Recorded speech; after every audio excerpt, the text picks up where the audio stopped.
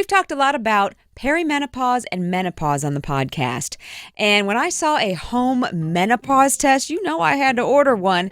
What exactly is it testing for anyway? And are they even accurate? I mean, even a pregnancy test says sometimes the results can vary.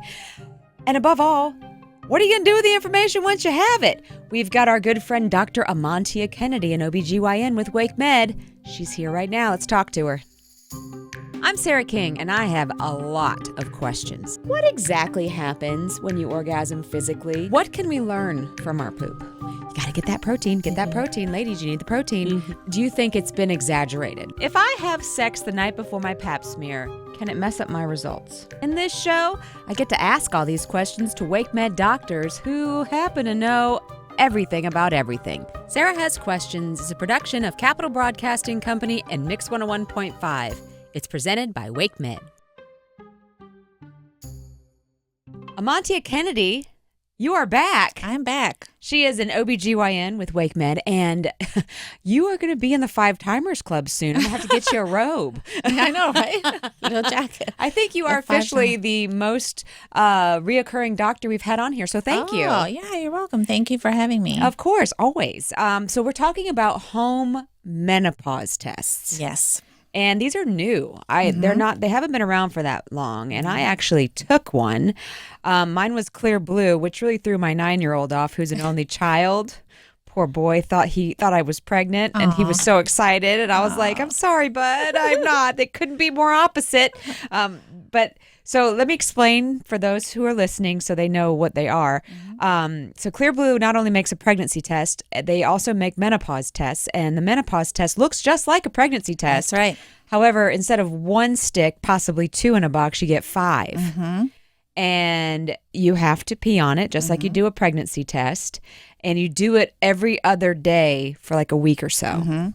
And so, yeah, I took this test, and I had Dr. Kennedy. We discussed about me getting some labs ordered so we could compare what it's like to what the results are from a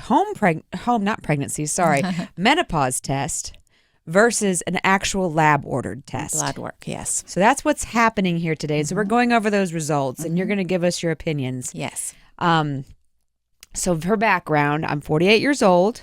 My cycles are quite irregular. I mostly have a whisper of a period nowadays. And every once in a while I won't have a period, but I typically do, but it's just so slight. So I'm definitely somewhere in perimenopause, because menopause, go ahead and define it real quick. Yeah. So I think to understand, we have to define perimenopause and then menopause. So perimenopause starts in midlife for most women, sometimes earlier for certain women. But it's the time where the ovaries are kind of off and on, leading up to the last 12 months of no periods. And then you've entered menopause after that. Right. And you have to not have a period for like a year. 12 months, yes. A full year, no period, and then you are in menopause. And you can celebrate with a party, which I think there should be. There should be a party, right? Right? Freedom. I know. I think we need to start these. We should start this. That's our next business. Yes. Party. So during this, but for also, I wanted to introduce what is normal, like what's a normal cycle, because I think unless you understand the hormones on a normal cycle, then you'll understand them when they're not normal. Okay. So I'm going to try to do my best on layman's term to kind of play a game and understand what these hormones are. Okay. So each month during our reproductive years, each month our body produces hormones. There are 4 hormones, 4 players. There are major players. And they're going to play with the uterus and the ovaries every month in order to promote an egg, in order to fertilize. And that's progesterone, estrogen? Estrogen, progesterone, follicle-stimulating hormone, and luteinizing hormone. Okay. And I'm going to tell you what these players do. Okay. So the FSH, or follicle-stimulating hormone, just like its name, it stimulates the ovary to recruit follicles. Okay. In order to make a mature egg. Okay. The follicles, in turn, produce estrogen. Luteinizing hormone is produced by the brain, and it's the ovulation hormone. That's what, when you take that pregnancy test or to see if you're going to ovulate that month, that's what those urine tests, over-the-counter tests, the luteinizing hormone. You ovulated. Because the luteinizing hormone is what triggers ovulation. Gotcha. And it also tells the ovaries to produce progesterone to stabilize the endometrium, which is that lining of the uterus where the baby would be. Okay. And if a baby's not made that month, then all the hormones go down, and then the cycle begins again. Wow. That explains a lot as far as like how different we feel through each week of our cycle. That's right, because during the estrogen phase, you may feel more motivated, you feel good, you may feel some breast tenderness, you may feel some bloating from water retention. Sure. And then the progesterone phase, you feel a little sleepy, less motivated, maybe, depending on the woman, a little bit more irritable.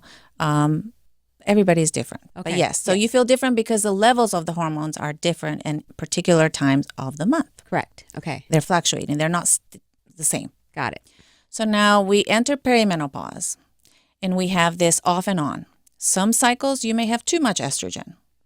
Some cycles you may not have enough estrogen. So it's like they're almost malfunctioning. They are kind of like, They're kind of the last follicles. They're trying to do their best.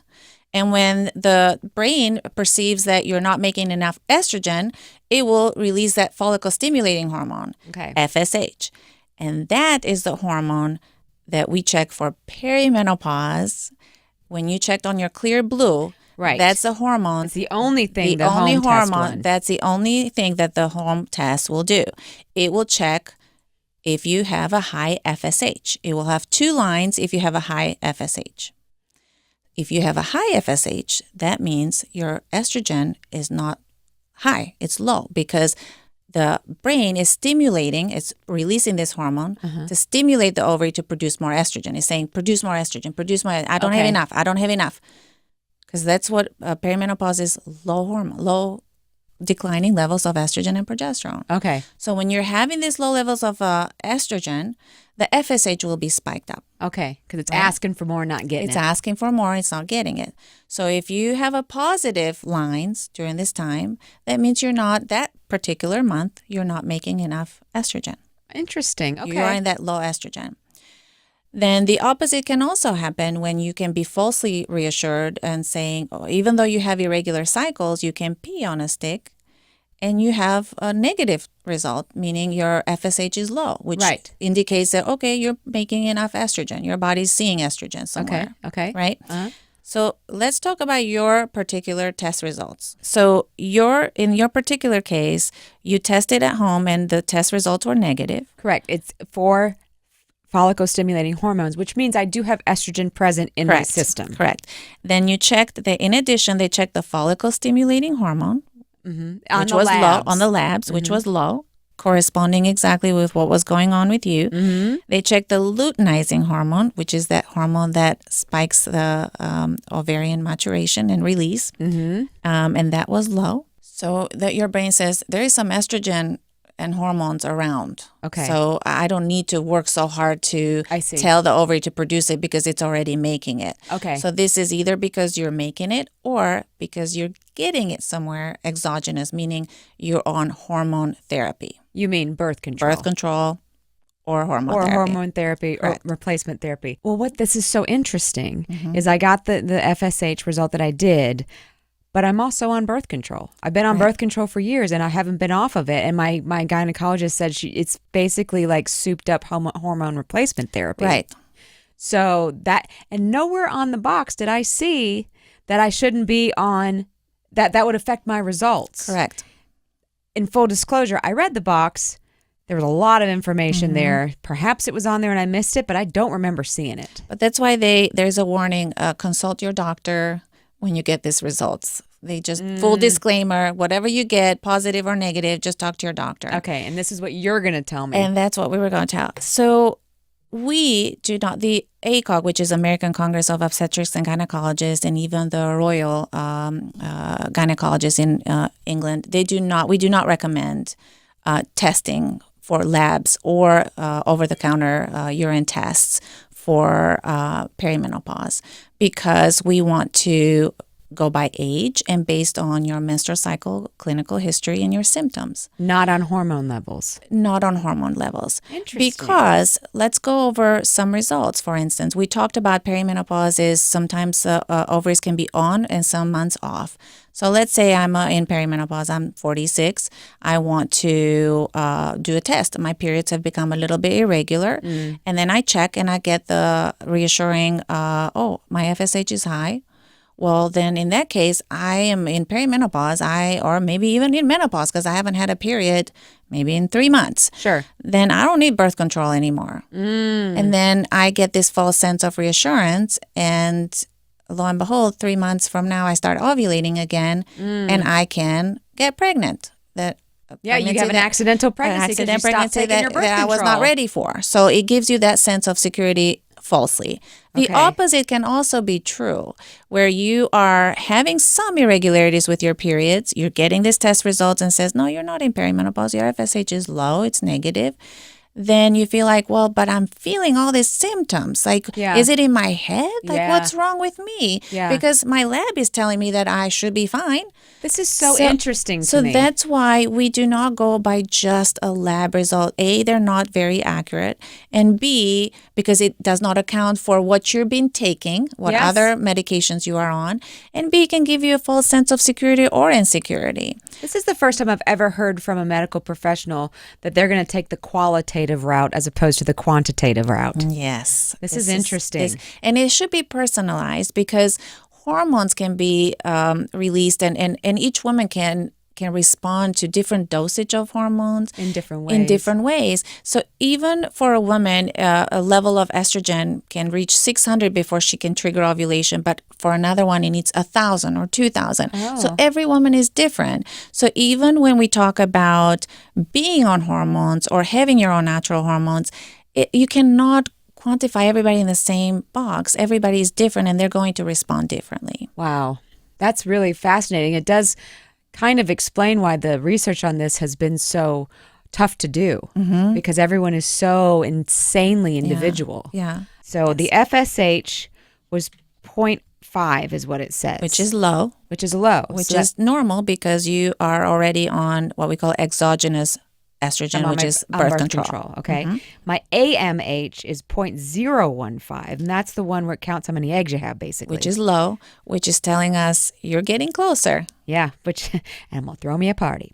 I have a TSH. Which is a thyroid stimulating hormone. And that's important to check because sometimes during the transition, other conditions like thyroid disease can cause irregularities with your periods. Okay. So we do need to check that and make sure. One of the reasons I got that tested was because I was tired also. That's another thing I was going to say. That depends on the symptoms. And that's why symptoms become so important because if you're starting to become fatigued all of a sudden, and this is a new nuance to what your baseline status is, then we need to rule out thyroid disease. We need to rule out iron deficiency because that can also cause some of the symptoms.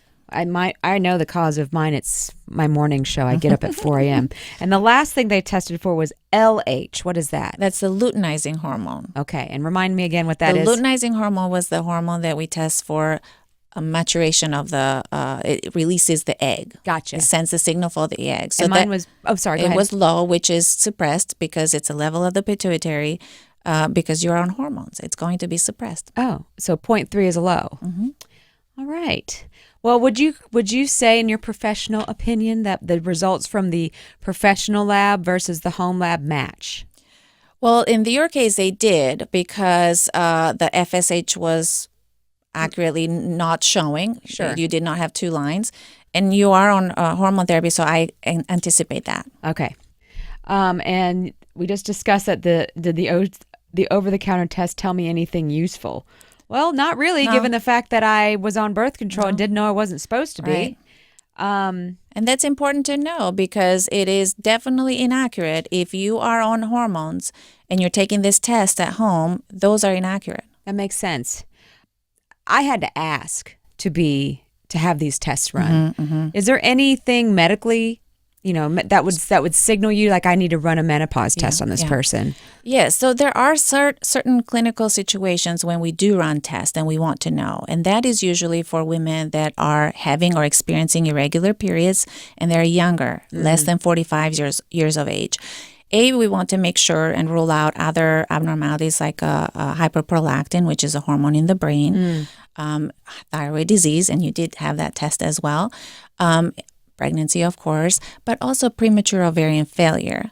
So those tests like the FSH, estradiol levels, the anti-Mullerian hormone will be big players during that time, especially if we're evaluating a woman that will, if she truly has premature ovarian failure and enters menopause at a young age, she will have more risk factors because she will be in that low estrogen phase even years before a natural menopause. So, go ahead. So we do use that for younger women. So from what I can tell, you're saying you don't like the lab results because it's like a snapshot as opposed to a real. Correct. Yeah. So the only way it would be accurate if somebody has a ton of money and a ton of time on their hands and they want to get tested for 6 months every week. Could that be the only way it would be accurate? But I mean, the thing is, what are we trying to achieve with this? Yes. Will I know that you're in perimenopause? Well, age alone and symptoms will tell me. Yeah, you don't need to know the numbers. You don't really need to know the numbers. Like, what are they going to add?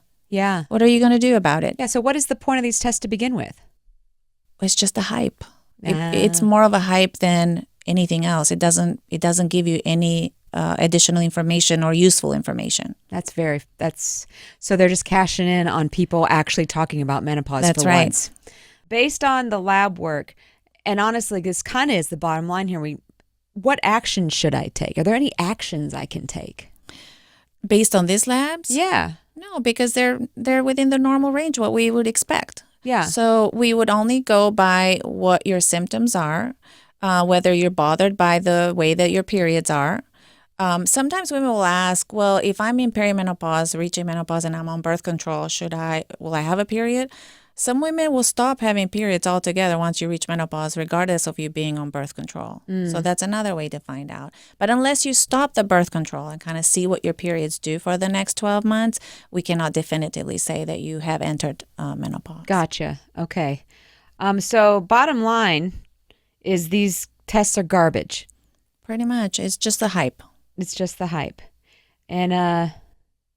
And so you would say it's not worth taking this test than taking the results of this test to your doctor because there's no point. No, there is no point. We do have tests. We know which tests to run. And we have, as you had, more thorough tests than just an FSH. Well, and I wonder if some of the people who would be apt to do this might not have health insurance because, that would be a very expensive test to run for someone without health insurance. Right, but remember, how much did the clear cost? $20. I mean, that's still not cheap for a lot of people. But the thing is, what are we trying to achieve, though? What do you want to know, and what are you going to do about it? For me, it's like a validation. Well, I could tell you, you're 48. You are 50% of women have entered, they're past perimenopause at that point. Yeah. So it's a matter of we're validating. We're already validated. Age alone, symptoms of the menstrual cycle. You don't need to spend even that $20. You can use a better way to use that money. Yeah, find a better way to use the money. Well, I think the one good news in this whole thing is the fact that menopause has become so mainstream. It has become mainstream. That's right, and I think that. Which is great. Talking about it, right. It's awesome because more research is going into it. Mm-hmm. But at the same time, on the same token, we got to be careful about what's out there and what we choose to indulge in. Because a lot of these things can add up, can be expensive, can be stress-inducing as well. Oh, yeah. Especially if you're getting that false reassurance. Again, because it's an unpredictable time it could change in 2 life. days. Yeah. Exactly. So you want to be careful and kind of go by the symptoms and go by what you're individually going through.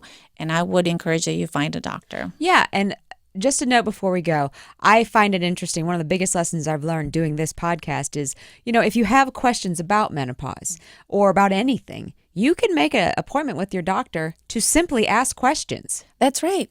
And I don't think a lot of people know that. And I think that ever since you've started this, I've noticed it even in my clinic that people do set up appointments now. That's wonderful. Just for menopause. And I love it because now I can just focus on menopause and let's talk about it. I love it. Well, I'm going to keep preaching Yes, it. You're doing a great job. Thank you. So are you. Thank you. Thanks so much for being on yet again. Thank you. Thanks for having me. I did not expect this episode to end with buyer beware. There's actually no need to buy these tests. You can go based on your symptoms and your age. I think that's the first time ever that we went on how we feel versus what the numbers say. Thanks as always to Amantia Kennedy. We love her. If you'd like to see Amantia Kennedy, find her at wakemed.org. And remember, you can make an appointment just to ask questions. It's totally valid. If you have questions for our podcast, send them to wralfm.com/Sarah Has Questions. Sarah Has Questions is a production of Mix 101.5 and part of the Capital Broadcasting Company's podcast network. I can't express to you how grateful I am for everybody who listens. Thanks so much, and we'll see you next time.